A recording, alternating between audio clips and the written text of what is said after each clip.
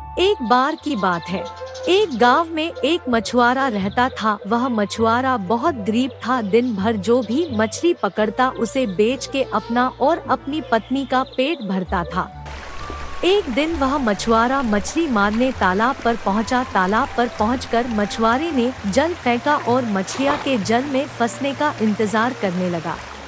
कुछ देर बाद मछुआरे ने जाल खींचा तो उसे जाल में फांसी हुई एक बोतल मिली।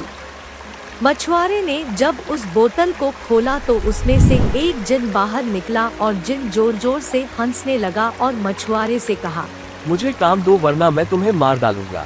इस बात को सुनकर मछुआरा डर गया और मछुआरे ने डरते डरते कहा, ठीक है, तुम मेरे लिए मछलियाँ पकड़ कर लाओ।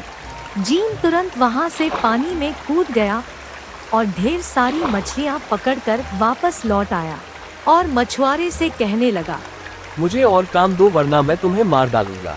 ठीक है, अब मुझे मेरे बीवी के पास ले चलो।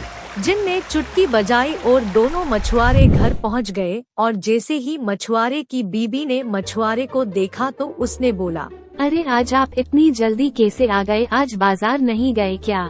एक मिनट रुको यार, सब बताता हूँ। फिर मछुआरा अपनी पत्नी को सारी बात बताने लगा। बात पूरी हो पाती उससे पहले जिन मछुआरे की बात काटते हुए बोला, मुझे और काम दो वरना मैं तुम्हें मार डालूंगा। मछुआरे ने कहा, ठीक है, तुम हमारे लिए अच्छे पकवान लेकर आओ। जिन तुरंत चुटकी बजाई और वह पे हर प्रकार का भोजन आ गया। मछुआरा फिर बोला, मुझे ढेर सारे सोने चांदी चाहिए।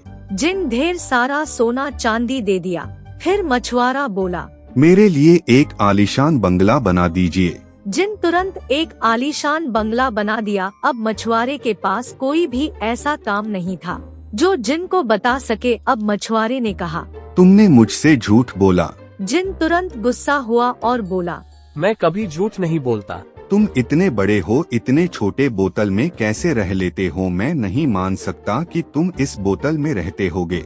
तुम इंसान बड़े मूर्ख होते हो, तुम लोगों को कोई भी बात साबित करना पड़ता है। ठीक है, मैं बोतल में जाकर दिखाता हूँ।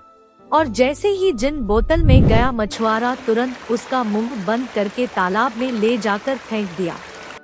तो दोस्तों, इसीलिए कहते हैं कि अगर जो हम सही समय पर सही दिमाग से सोचे तो हमें उसका हल जरूर मिल जाता है। तो कैसी लगी स्टोरी दोस्तों, हमें कमेंट करके जरूर बताइएगा। आप सभी दोस्तों को अपना कीमती समय देने के लिए बहुत बहुत धन्यवाद।